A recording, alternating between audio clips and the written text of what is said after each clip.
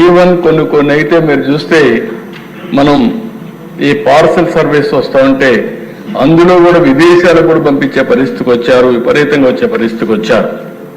ఇంకో పక్కన అధ్యక్ష మద్యం నాసిరకం మద్యం రేట్లు పెంచేసిన దానివల్ల మళ్ళా వీళ్ళందరూ గంజాయి కడెక్ట్ అయ్యే పరిస్థితికి వచ్చారు.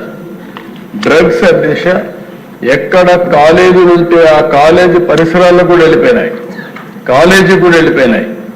అంటే ఏ విధంగా ఇది పెనిట్రేట్ అయిపోయిందంటే నేను ఎన్నికల ముందు చాలాసార్లు చెప్పాను, అన్ని సమస్యలు కంట్రోల్ చేయగలుగుతాం, లా అండ్ ఆర్డర్ కూడా కంట్రోల్ చేస్తాం, కానీ గంజాయికి అలవాటు పడి డ్రగ్స్కి అలవాటు పడి అడిక్ట్ అయిన వాళ్ళు మాత్రం మార్చాలంటే చాలా టైం పడుతుంది, కొన్నిసార్లు మనం మార్చలేకపోతాం అని కూడా నేను చాలాసార్లు చెప్పాను. ఇది యథార్థం. అలాంటి సందర్భాలు కొన్ని మన రాష్ట్రంలో వచ్చాయంటే ఇదొక దురదృష్టం, దౌర్భాగ్యం అని చెప్పి కూడా నేను మీకు తెలియజేస్తున్నాను. ఇంకొక పక్కన దిశ దీనికి అడిషనల్గా సోషల్ మీడియా తయారైంది. అంటే ఈ సోషల్ మీడియాలో కూడా నియంత్రణ అవసరం. మన పిల్లల్ని మనం కాపాడుకోవాలి, భావితరాలకు అందించాల్సిన బాధ్యత మన పైన ఉంది.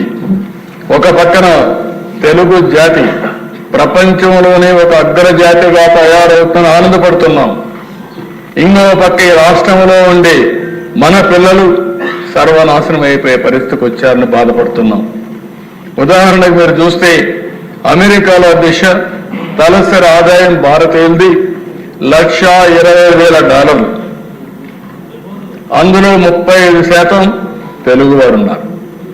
ఇంకో పక్కన దిశ ఇక్కడుండే మన తలసరి ఆదాయం $3,000, అంటే దగ్గర 40 రెట్లు ఎక్కువగా ఇక్కడ పుట్టిన వాళ్ళు అమెరికాకి వెళ్ళి అక్కడ పనిచేసి నాలెడ్జ్ ఎకానమీలో 40 రెట్లు ఎక్కువ ఆదాయం సంపాదించే పరిస్థితికి వచ్చారు.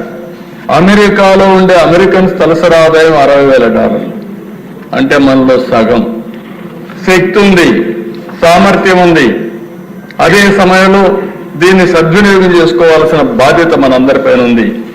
ఇంకో పక్క నిన్నే చూస్తే అది చూసినప్పుడు నాకు ఆనందం, మళ్ళీ ఇవన్నీ చూస్తే బాధ. నిన్న చూస్తే అమెరికాకు పోయిన వాళ్ళు 23-24లో 3,30,000 మంది వెళ్ళారు భారతదేశం నుంచి. అందులో 1,86,000 మంది, అంటే 56% తెలుగు వాళ్ళు వెళ్ళారు. భారతదేశం మొత్తం 65,000 కోట్ల రూపాయలు ఖర్చు పెడుతున్నారు చదువు మీద. ఒక్క సంవత్సరం ఇక్కడి నుంచి పోయిన వాళ్ళు ఖర్చు పెట్టే డబ్బులు చూస్తే 60,000 కోట్ల రూపాయలు చదువు మీద ఖర్చు పెట్టి నాలెడ్జ్ ఎకానమీలో దూసుకుపోయే పరిస్థితికి వచ్చారు.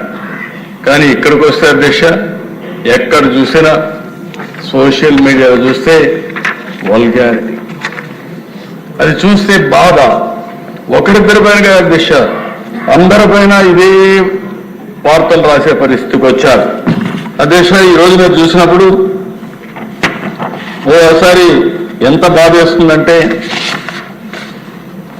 ఒక బాధ్యత కలిగిన రాజకీయ నాయకుడు ఎవరైనా కావచ్చు, ఏదైనా ఒకప్పుడు నేను చూస్తే ఒక చిన్న విషయం విమర్శ వచ్చిందంటే చాలా కాన్షియస్గా ఉండేవాళ్ళం. పేపర్లో ఒక చిన్న ఆర్టికల్ వస్తే ఆ ఆర్టికల్ పైన మదన పడి ఇమ్మీడియట్గా కౌంటర్ చేసి మనం డిసోసియేట్ అయ్యేవాళ్ళం. ఒకప్పుడు దిశ మీరు కూడా ఉన్నారు. నేను తెల్లవారితో నిద్ర లేసి రాష్ట్రంలో అన్ని న్యూస్ పేపర్లో వచ్చే ఆర్టికల్ చూసుకొని 6 గంటలకు సమీక్ష చేసి అక్కడి నుంచి అధికార యంత్రాంగాన్ని ఉరికి తెచ్చిన పరిస్థితి. దాంతో ఒక భయంగా ప్రతి ఒక్కరు పనిచేశారు. ఈ రోజు మనం చూస్తే సోషల్ మీడియా చూస్తే ఈ రోజు ఎవరిపైన ఏ ఆర్టికల్ వస్తుందో, ఏ ఫోటో వస్తుందో చెప్పలేని పరిస్థితి. నిన్న కూడా చూస్తే ఒక మాజీ ముఖ్యమంత్రిగా పనిచేసిన వ్యక్తి ఏదైతే తన తల్లి పైన లేకుంటే సోదరి పైన ఆర్టికల్స్ పెట్టి డ్యామేజ్ చేస్తే వాళ్ళని సమర్థించే పరిస్థితికి వచ్చాడు. అంటే ఆ దిశ ఎవరైనా సరే మనం ఒక విషయం గుర్తుపెట్టుకోవాలి, ఎందుకు ఇలాంటి కఠినమైన చట్టాలు కావాలి, పోలీసు వ్యవస్థ కూడా కఠినంగా ఎందుకు యాక్ట్ చేయాలంటే ఇవన్నీ చూసినప్పుడు మనం గుర్తుపెట్టుకోవాల్సిన అవసరం ఉంది. ఒక వరద రవీందర్ రెడ్డి. నేను ఆ పేరు ఇక్కడ చెప్పక్కర్లేదు, కానీ నేరస్తుల పేరు కూడా చెప్పి భయపెట్టకపోతే ఇష్టానుసారంగా తయారయ్యే పరిస్థితి వస్తారు. కొన్నిసార్లు మనం కూడా చర్చించాల్సిన బాధ్యత కూడా ఉంది. అతని మీద వైఎస్ఆర్కు పుట్టిన బిడ్డ కాదు, వైఎస్ విజయమ్మ బిడ్డ మాత్రమే. ఇంకా ఉండేటి నేను చెప్పలేని అధ్యక్ష. ఏం చెప్పాలో నాకైతే అర్థం కాదు. అది నా నోటితో నేను చెప్పే విషయాలు కాదు, ఉచ్చరించడానికి కూడా ఈ అసెంబ్లీలో మంచిది కాదు. ఎలాంటి ఆర్టికల్ అధ్యక్ష? అలాంటివన్నీ నిన్న మాట్లాడుతూ అతని పేరుతో వేరే వాళ్ళు పెట్టారని చెప్తారా మీరు? ఒక నాయకుడు బాధ్యత ఇది అంటే ఇంకా వెనకేసుకొస్తున్నావు. అదే షర్మిల నిన్ను కూడా చెప్తా ఉంది.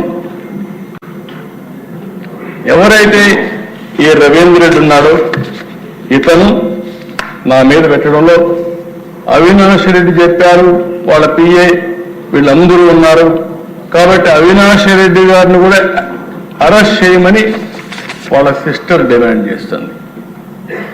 ఎవరైతే బాధితురాలు ఆవిడ డిమాండ్ చేస్తే ఈ పెద్ద మనిషి ఇప్పుడు కూడా సమర్థించుకునే పరిస్థితికి వచ్చాడు.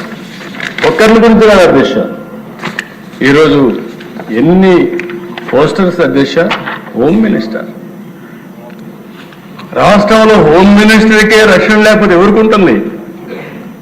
ఒక దళిత మహిళ క్యారెక్టర్ అసాసినేషన్ అంటే రౌడీలకు కూడా భయం లేకుండా పోయింది. హోమ్ మినిస్టర్ లెక్కలేదు, డీజీపీ లెక్కలేదు, హోమ్ సెక్రటరీ లెక్కలేదు, డిప్యూటీ సీఎం అని లెక్కలేదు, ఎవరైనా లెక్కలేదు. అంటే ఏంటి విచ్చలవిడతనం? ఏమనుకుంటున్నారు మీరు? ఇంకో పక్కన చూస్తే అధ్యక్ష డిప్యూటీ సీఎం పైన ఏం చెప్పాలి అధ్యక్ష? ఇది చూస్తే మనసు వికలమైపోతుంది, బాధ కలుగుతుంది, నిద్ర రాదు. మనం కూడా మనుషులమే అధ్యక్ష.